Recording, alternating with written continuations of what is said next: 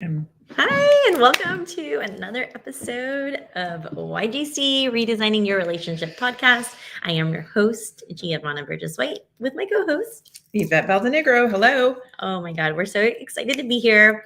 We had a jam-packed 2 weeks, two amazing episode on my story, episode on Yvette's story. And this week's episode is us answering your questions. Thank you for those who submitted questions. Really got us thinking about our past relationship, our stories, where we are now, new relationships. And so we're just really excited to be here and share that with you. But before we get into that, for those of you guys who don't know, we have a brand new podcast, a brand new season. We love being here for you, and we really want to help women redesign the marriage that they've always wanted and desired. But we're also here to talk about all relationships in your life. The world does revolve around relationships. Say that 3 times.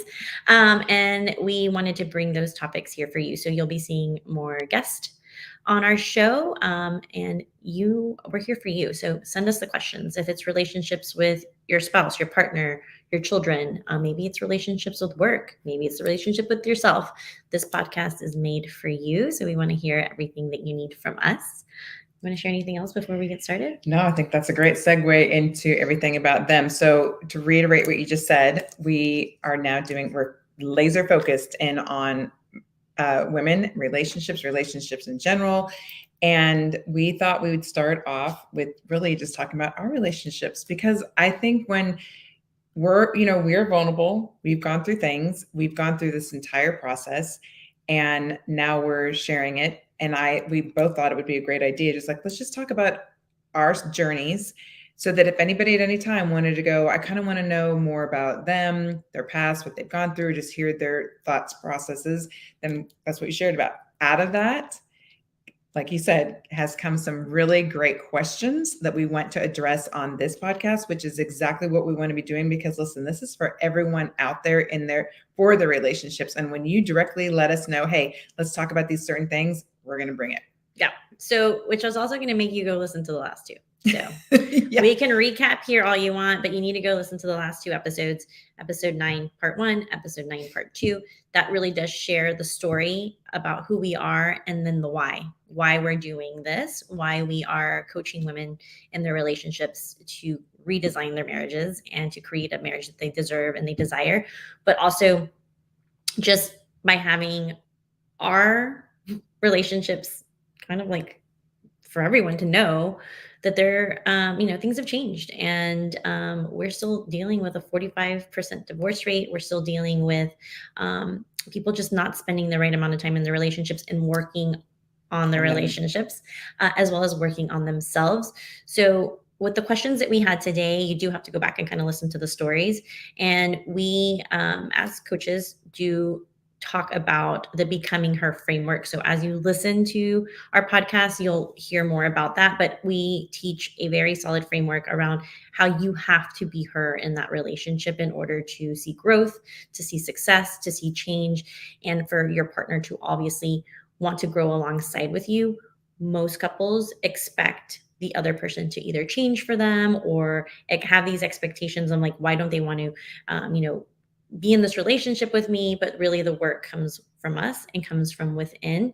So when you do hear us talking about the framework, that's really what we're talking about: being her in the relationship that you want and you desire, being her and making sure that you are willing to put in the time and the growth and really understand who you are as a person, but who you want to become in your relationship. So we hope that kind of helps as we answer these questions. Well, so being her, let's just break that down. What the hell? I mean, yeah, it's a framework, but what does being her really mean? And I feel like just the short, simple answer to that is, who do I want to be now? Mm-hmm. Whether it is, again, my work with my children, more importantly, my relationships. So being her just means, if I look in the mirror, who am I seeing? Who am I being in the now to be in my relationships? I feel like that is the easiest, most way, because you're going to hear us saying that over and over: be her. What the heck does that mean? Really just means who do you want to be? And then what are you doing what are you going about your life to make sure that you are actually being her? And again, that's a process. It's a framework. And I want to make this encouragement.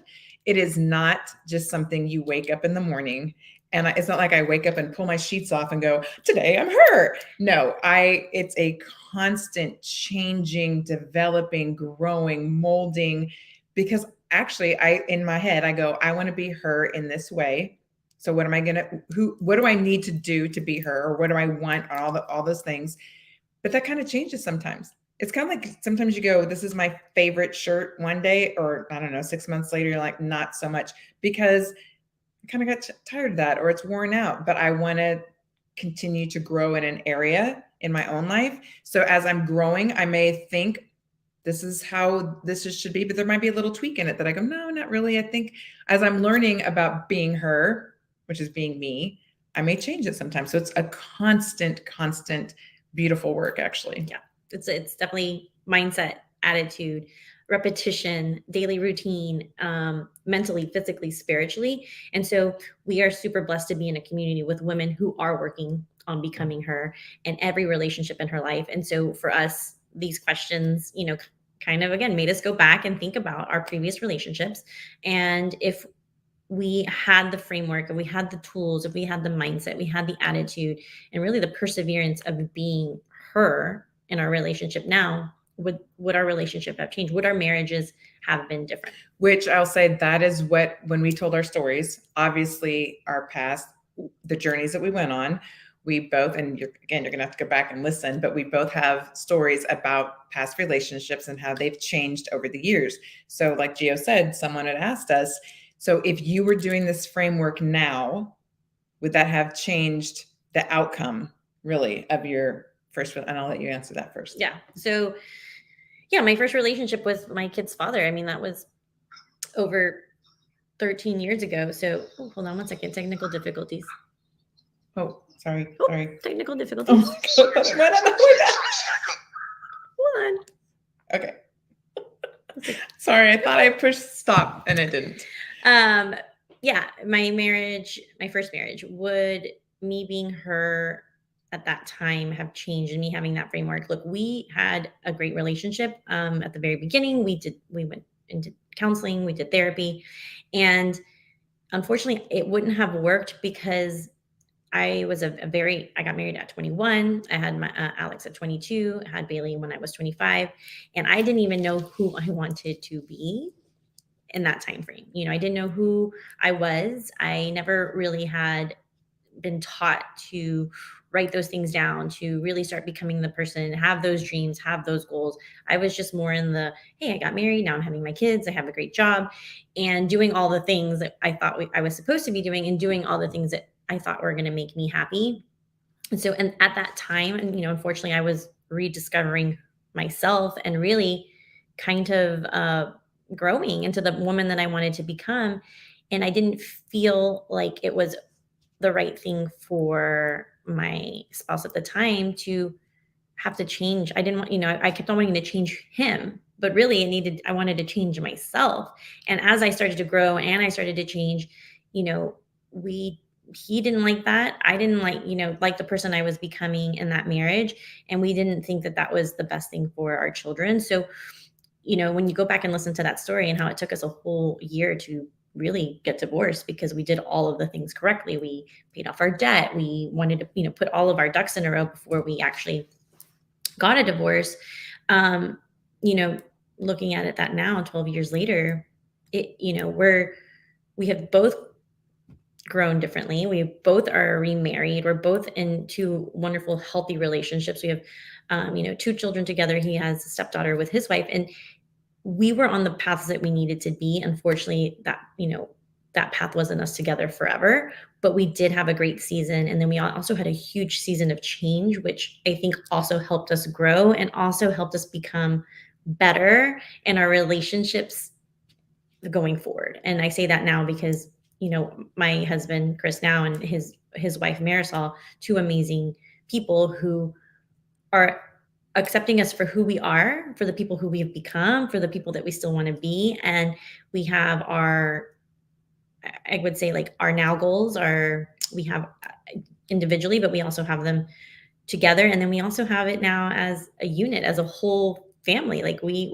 even though we're divorced, we're still together forever. We are going to have our kids, we're going to have our grandchildren, and we have grandchildren. So we've really learned to create a life where it all makes sense for all parties involved, for the full unit, not just for us as individuals, but for our children as well.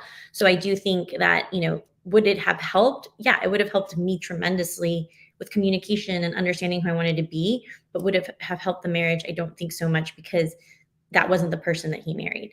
So I hope that kind of helps. I know that's kind of deep, good. but it's, we had some time to think about these questions and going back and putting in all of that. I just don't think that would have worked in that situation. Okay, well, you were really good. That was great. I'm in my head, I was like, I feel like I'm going to get deep, not deep, but like to the core, because I feel like this is going to help someone. Because sometimes, and let's just put it this way, the whole reason we're doing this is because we believe in marriage. We believe that there is a way to communicate and to be that two people can come together and make it work. And again, we're coming from, but you have to start with yourself. You really have to look within and go, like you just said, who am I really wanting to be? So I'll go back in time. And so to answer the question, do I think that this process would have changed the result of being in a divorce? And unfortunately, I'm going to have to say no. And mine is really simple. Number one, when you're going through just the process of figuring out, is this someone I should marry, not marry, whatever, and you're talking about the compatibility piece, that is so important, because it was very unfortunate that whether it was compatibility or paradigms, or even the way our view on the world and the way the world should be was not in alignment. So even working hard on paradigms or shifting mindsets and thinking in a different way, I of course, you can always say, well, everything's possible, right? But I think that we were so completely different that I'm not really sure that we would have even doing the work, even me going through that work, because I think the work is what gave me and is allowing me to see just how much different that was, and not in a negative way. I don't even look at it in a negative way. And I don't even look at the other person in a negative way. I just look at it like it's this, or there's like, you're working together to something, which leads me to a real cold reality too. Sometimes it just isn't, and when someone tells you this just isn't, then you kind of go, okay, I can't work with this. Right. No matter how hard I try, no matter how much I knock my head over with paradigms and trying to figure out myself, if someone is literally telling you this is not going to work, then you kind of have to just go, all right, I get it. And again, not in a negative manner, No. But that's really the piece of why we really want to be with women and talking to women, because it is a beautiful work, and going deep within yourself is really ultimately going to, like we always say, not just affect your relationship with your significant other, but every part of your life that you relationally interact with anybody. So, and then I think I just would add to that when you are doing that work, it is a spiritual, mental, emotional piece. And it's amazing. I mean, like, it really is amazing. And we've seen the other side of that, which is it really, if I am growing as a person, and I could say we probably even see this in each other, if you're growing as a person and you see that person wanting to do things for themselves in a better way, you have more understanding, you have more grace, and there's something inside of you that just goes, I'll pat myself. Okay, Yvette, I'll give you a little more grace period. Like Gio would be doing that to Yvette. I'll give you a little more grace because I see that you're really working on this, or I know the goal in which where you're moving to. Yep. And so if I fall, if I trip, if I get off path, she knows but I know where you're working towards. Yep. And so then it becomes even more of an encouragement, more of an understanding, more intimacy, yep. even with really great friends, which just even makes it 10 times more with your spouse. Yeah. And at the end of the day, nobody in a healthy relationship is going to be upset with another person growing and blooming, because when they see that growth, and we've seen that just with the women that we surround ourselves with, they want to be part of that. They want to be like, in the community. They want to hang out with us. They want to, like, what are you doing? People see change, and change that's good, and they want to have like give me some of that. And Right. and that's what we want to do in marriages. And again, this is all based on statistics. Like, we're not just making things up. Right now, the divorce rate is 45%. Only, I think the last time we checked, 18% of couples are getting married in a church, which requires premarital counseling.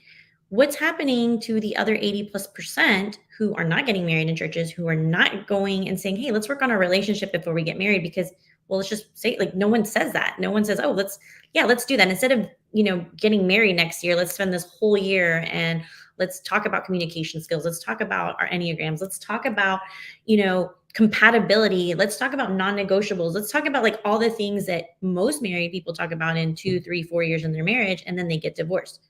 No one's doing that. We saw that when we were, coaching engaged couples for 4 years, and they don't see a problem because the problem's not there yet.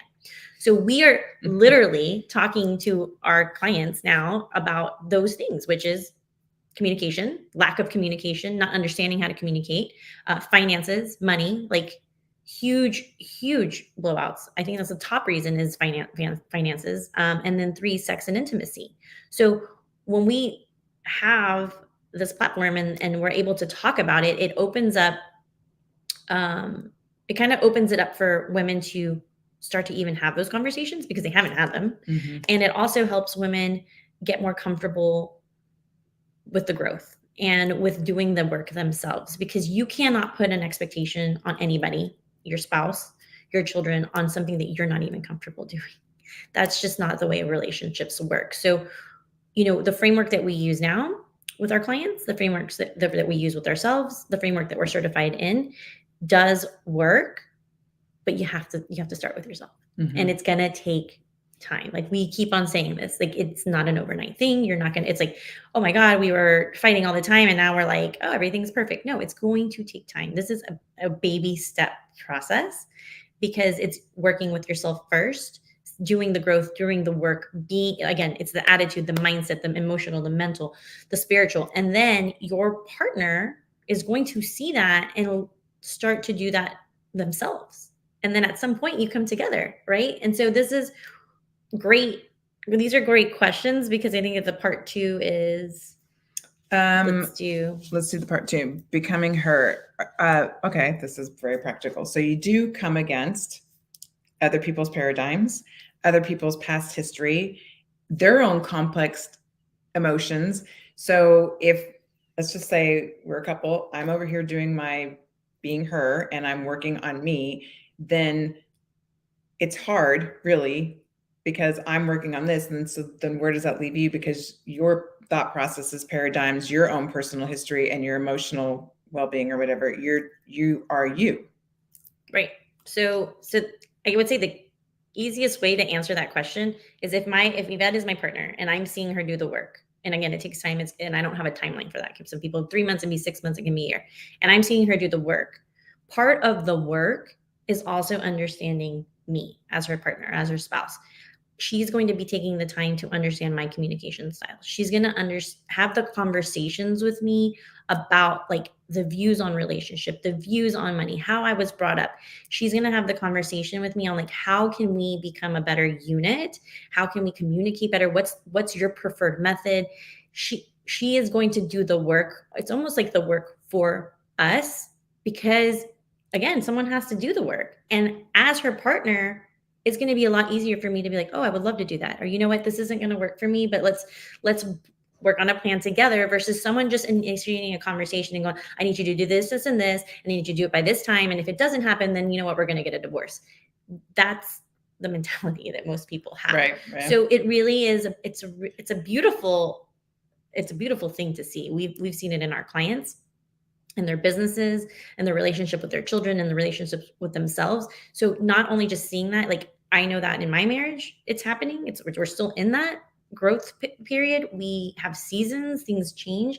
And, Chris and I are, still working on what is the best way for me to communicate on his level, because that was, it's I know how to communicate with myself. I know how to communicate with him, but with how am I going to be there for him so that he can also reciprocate. And I think that's really, really important with other people's paradigms. This is when people say, like, I can't coach a couple. I can't coach the spouse. Well, we only coach the women because we know the work. When they do the work, everything else will flourish.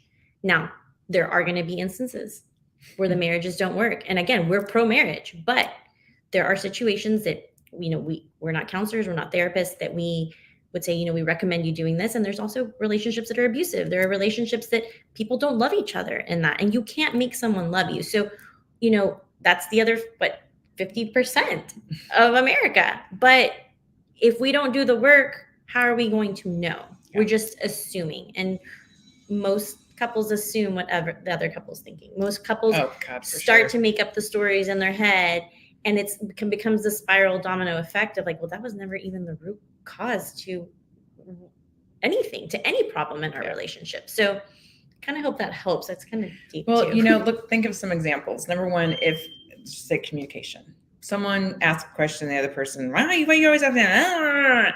Okay, well, you can go back and go, oh, God, it irritates me so much every time he says that. And, it's just getting worse. I can't even ask questions anymore. And he just bit off my head. Fine, I'm just going to ignore him. Okay, what is that really going to do for your relationship, especially over time? Versus you walk away and you go, okay, at this moment, what is my goal? Where am I trying to go? And only you know that, which leads me to my second point.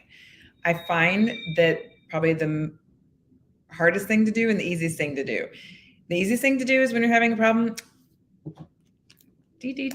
girl, you won't just believe what just happened.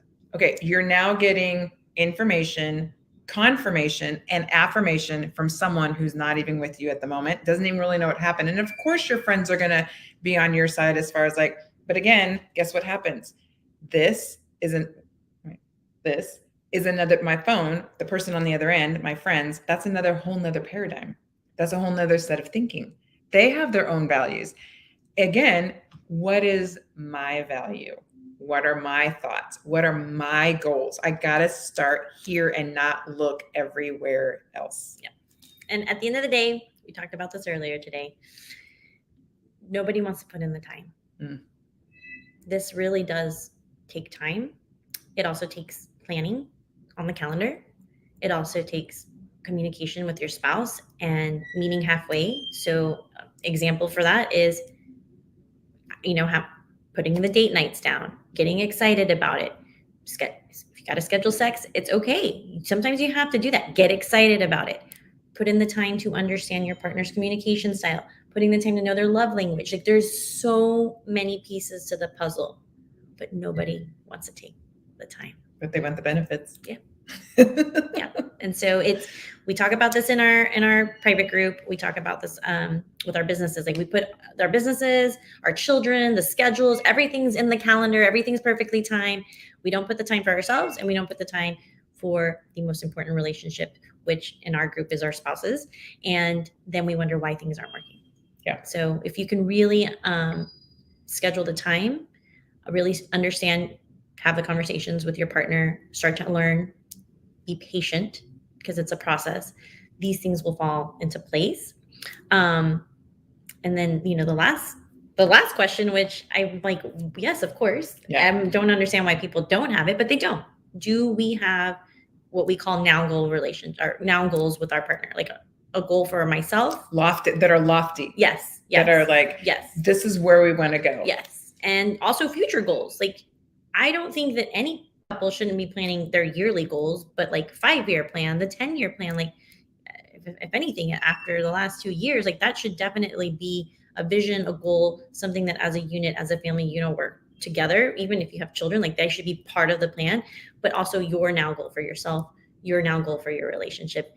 I think just having that written down, talking about it, talking to your partner about it, already starts to help the line of communication, and they see you as a person, as who you are. You see them as a person, who they are, and then you see yourselves on the goal on who you want to be together.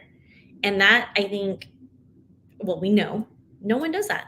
No one puts the time, no one has goals. Everyone just assumes that they're just going to ride this wave in life and relationships are going to happen. And like, oh, you can read my mind, I should read your mind. Like, don't we have this amazing relationship? And no one's relationship is perfect, but there is healthy, open line of communication, couples that can talk about all of the things and not get upset with each other, couples that know this is not the right time. I know that, you know what, you just got off of work, you've had a long week, you just got back from a trip. Like, you need to know all of that and be the person, be the bigger person. At the end of the day, as women, we do have to be those people. And that's why the work comes within us. That's why the framework works. And once those changes start to happen, your spouse will follow along with you and create those now goals and those future goals with you. Boy, I can just hear right now. No, they won't. You guys have no idea. There's no way I could ever come right now to my person and say, these are my goals. This is what I want. You know what? Then you're in the right place, because really that is your thought process telling you no way, instead of, again, starting from within and go, let me dream about that for a minute. What if it could be different? Is it worth, is your relationship, your family, your children, everybody, is it worth just considering? And so if you're that person right now that is saying to yourself, now you guys should, no, this is all hogwash, you have no idea, this would never work, then we want to talk to you. You're the perfect person, because yes, I can. Yes, I can. Yes. And that's why we have this podcast, and that's why we have our platform. We want to thank those that sent those questions, and we will have more questions that we'll be answering throughout the other podcasts as well, and other guests. But yes, schedule a connection call with us. We would love to do a one-on-one consultation with you to see how you can redesign the most important relationships in your life. It is time is of the essence. We don't know how much time we have on this earth, and I really want you to put in the time in those relationships, put in the time for yourself. Growth, blooming, whatever you want it to be. It's beautiful. And we hope that you have enjoyed this episode. So we'll see you again every week. We're here. And if you're watching us live, thank you so much. If you're watching the replay, you can answer or ask questions in the comments. And then if you're listening to us on our podcast, you can also submit questions through there. We can't wait to see you next week. Bye. Bye. Till next time.